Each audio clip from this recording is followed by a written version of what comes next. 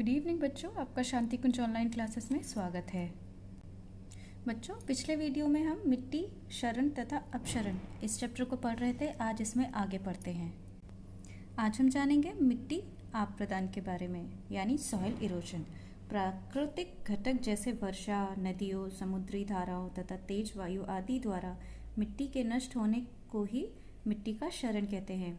यानी आपने देखा होगा बच्चों, जब तेज हवा चलने लगती है, यहाँ देखिए तेज़ हवा चलने लगती है, या फिर बारिश होने लगती है, या समुद्र में तेज़ उफान आने लगता है, तो इन सारी कंडीशन में क्या होता है, जो मिट्टी होती है वो एक जगह से दूसरी जगह बहकर चली जाती है। तो इसी प्रोसेस को हम मिट्टी आप प्रदान के नाम से जानते हैं। मिट्टी के क्षरण के मुख्य कारण निम्न हैं। अब इनमें से कुछ कारण जो हैं उनके बारे में हम विस्तार में जानते हैं। पहला है जल द्वारा आप प्रदान, इरोजन बाय वाटर। जब तेज वर्षा होती है तब वर्षा का जल मिट्टी की ऊपरी मुलायम परत को धो डालता है। नदियाँ, पहाड़ियों तथा पर्वतों की चोटियों से निकलकर बहती हैं। नदियों अपने तेज बहाव के कारण पहाड़ियों के किनारों को धीरे धीरे काटती रहती हैं। नदियाँ अपने रास्ते में आने वाले पहाड़ियों की मिट्टी को बहाकर ले जाती है तथा उसे मैदानी भागों में एकत्र करती रहती है। इस तरह नदियों द्वारा एकत्रित की गई मिट्टी को सिल्ट यानी रेत कहते हैं।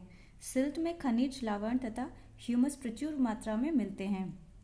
उत्तरी भारत के बड़े मैदानों तथा दक्षिणी भारत के मैदानों की मिट्टी सिल्ट के कारण ही बहुत उपजाऊ है। बच्चों, इसमें ये कहा गया है, जब बहुत तेज बारिश होती है और जो नदियाँ पहाड़ों से, पर्वतों से बहकर नीचे आती हैं, वो अपने साथ मिट्टी की जो ऊपरी परत होती है, मुलायम परत, उसको अपने साथ नीचे मैदानों में ले आती हैं। ठीक है। जब ये नदियाँ पहाड़ों और पर्वतों से तेज बहाव के कारण पहाड़ियों से नीचे आती हैं, तो नदियाँ जो हैं उनके किनारों को काटती हुई नीचे आती हैं। और जब नदियाँ अपने रास्ते में कोई भी चीज़ आ रही होगी ना, उसको अपने साथ बहाकर नीचे कहाँ ले आती है, मैदानी भागों में। ठीक है। और इस तरह से जो मिट्टी हमें मिलती है उसको हम सिल्ट कहते हैं, रेत कहते हैं। और सिल्ट जो होती है उसमें बहुत सारे खनिज, लवण और ह्यूमस बहुत मात्रा में होता है, जो कि पेड़ पौधों और खेती करने के लिए बहुत ही उपयोगी होता है। उत्तरी भारत के बड़े मैदानों तथा दक्षिणी भारत के मैदानों की मिट्टी सिल्ट के कारण ही बहुत उपजाऊ है। यानी कि आप मैदानों में जाके देखेंगे तो वहाँ पे खेती इसी वजह से काफ़ी हद तक की जाती है, क्योंकि जो मिट्टी है वो बहुत ही उपजाऊ होती है। उसमें बहुत अधिक मात्रा में खनिज, लवण तथा ह्यूमस पाया जाता है। अब जानते हैं वायु द्वारा आप प्रदान, इरोजन बाय विंड। हवाओं के द्वारा भी मिट्टी जो है एक जगह से दूसरी जगह चली जाती है। जानते हैं कैसे।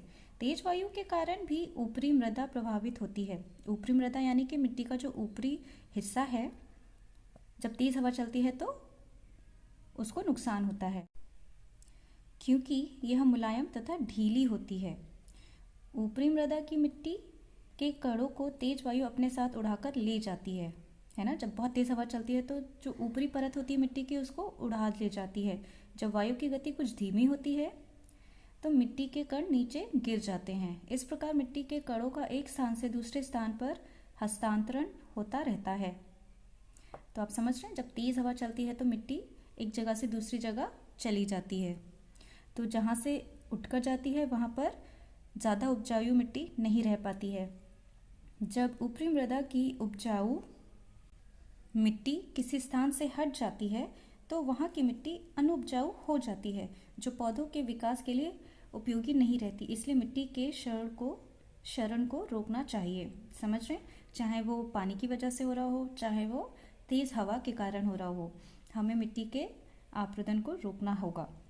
तीसरा देखते हैं, वनों का काटना। बच्चों, जब हम बहुत सारी बड़ी मात्रा में पेड़ों को काट देते हैं तो जो पेड़ों की जड़ होती है वो मिट्टी के अंदर ही तो फैली होती है।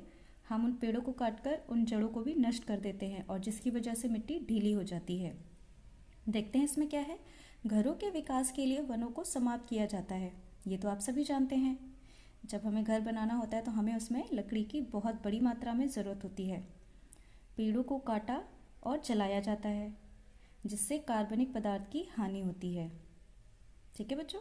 तो ये भी एक रीज़न है कि जब पेड़ों को काटा जाता है तो मिट्टी अपरदन होती है।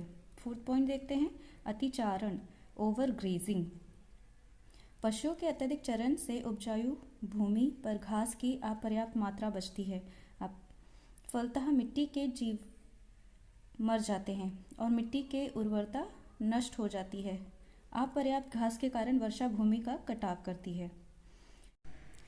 पशु जो होते हैं वो जो हमारी भूमि है उस पर जो घास होती है उसको चरते हैं, अपना पेट भरते हैं, लेकिन जो इतनी बड़ी मात्रा में ये मिट्टी पे जो घास लगी है उसको खाते हैं, उस वजह से जो भूमि है वो कैसी हो जाती है, ढीली होने लगती है और मिट्टी के अंदर जो जीव होते हैं जो कि उर्वरक होते हैं वो नष्ट होने लगते हैं। और इस तरह से अपर्याप्त घास के कारण जब बहुत तेज़ बारिश होगी तो क्या होगा, मिट्टी हमारी वहाँ पे ढीली है तो वो वहाँ से कटती चली जाएगी। ठीक है बच्चों, आज के लिए बस इतना ही कराएंगे आपको मिट्टी अप्रदान में। यदि आपको ना समझ आए तो मुझसे ज़रूर पूछिएगा। नेक्स्ट वीडियो में हम मिट्टी का संरक्षण यानी हम मिट्टी को किस तरह से बचा सकते हैं क्षतिपूर्ति से, इसके बारे में जानेंगे। तब तक आप अपना ध्यान रखें, स्वस्थ रहें, सुरक्षित रहें।